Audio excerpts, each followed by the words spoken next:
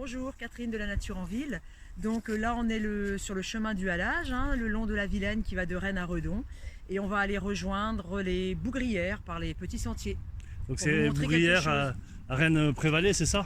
Tout à fait. Voilà, d'accord. exactement. Donc là, on a la Vilaine qui est ici. Donc la Vilaine qui vient après l'usine d'épuration de Borade. Vous savez, toutes les eaux usées sont traitées, rejetées dans le milieu naturel. Et la nature se débrouille avec. Après, vous avez la Flume. Donc c'est le cours d'eau le plus pollué de Bretagne qui se jette dans la Vilaine.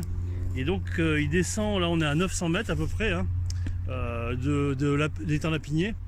Et donc regardez ce qu'on a trouvé. On a trouvé des ouvrages. Voilà, ça c'est des ouvrages. Voilà, donc en fait la Vilaine, vous voyez, on voit des feuilles qui passent dans le tuyau là. Donc en fait la Vilaine passe en dessous.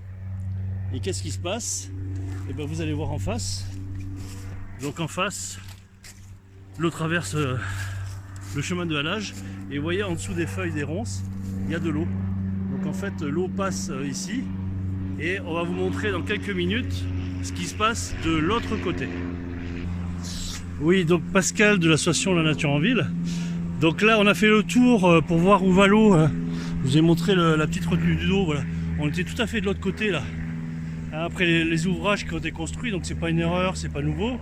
Là ici en bas, vous avez donc des bois qui sont mis en rond pour essayer de retenir les branches, etc. Et là vous avez un ouvrage avec une ouverture, vous voyez. Donc là ça c'est ouvert. Et l'ouverture, le couvert qu'on a là, donc ça c'est une construction quoi. Et l'ouverture qu'on a, donc elle passe dessous ce petit merlon.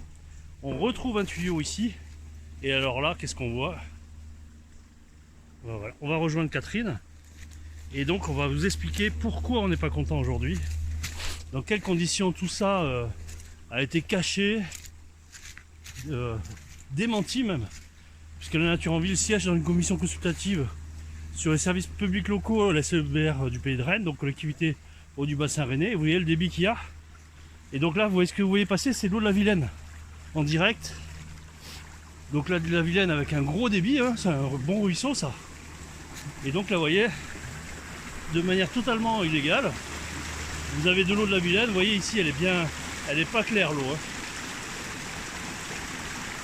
Elle n'est pas claire du tout et ça se jette, vous voyez, sur un site très beau qui s'appelle les Bougrières.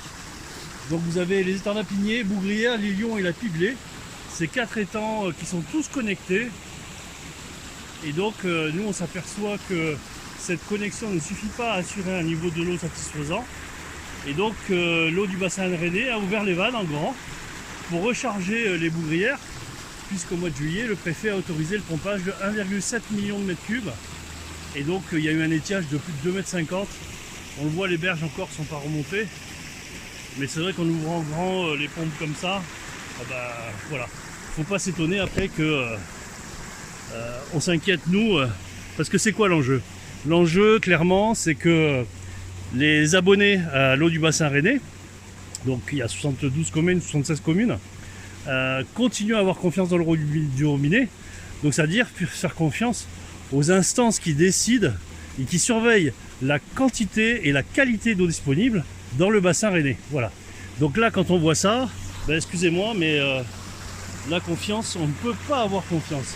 Là j'essaie de m'approcher un peu sans me glisser, parce que c'est un peu mouillé quand même, voilà. L'eau, elle n'est pas claire du tout, c'est de l'eau polluée. Donc on va saisir le préfet ce soir par courrier en lui demandant de mettre fin à ce qu'on appelle un grave dysfonctionnement. Et nous on condamne ces procédés-là qui, sous couvert d'anonymat ou ne pas tout dire n'est pas mentir, voilà, si vous connaissez bien la formule. Mais en fait ici nous ce qu'on voudrait c'est une zone protégée, c'est-à-dire grillagée, qu'il y ait des surveillances plus accrues de l'État. L'État fait confiance aux collectivités, mais vous voyez, ils n'ont pas tout à fait raison. L'eau elle est pas verte, elle est grise là l'eau.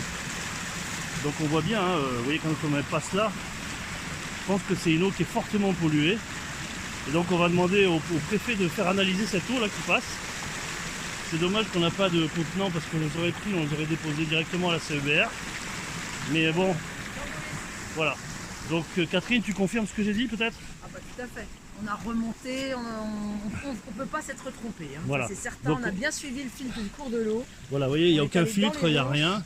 Ouais. Donc là, on va faire tout de suite un message de protestation et de saisine du préfet, puisque la responsabilité sanitaire incombe à l'État, donc son représentant plus élevé, bah, c'est le préfet de département, voire le préfet de région. Hein, vous savez que le préfet de région, c'est aussi le préfet de département d'Ille-et-Vilaine. C'est totalement inacceptable. Voilà, donc Pascal pour l'association La Nature en Ville. Merci de nous soutenir aussi et de questionner les élus sur ce scandale. Merci, au revoir.